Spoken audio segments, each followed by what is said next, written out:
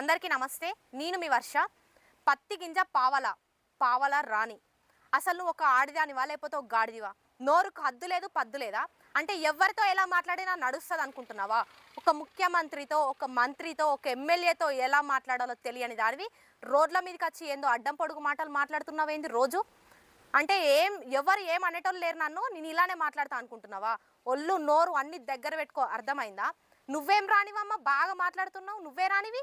అంటే నువ్వు చేసే కథలు ఎట్లున్నాయి, నువ్వు పాడే వ్యవహారాలు ఎట్లున్నాయి? సిగ్గుండాలి కదా ఒక సాటి మహిళ గురించి మాట్లాడే ముందు.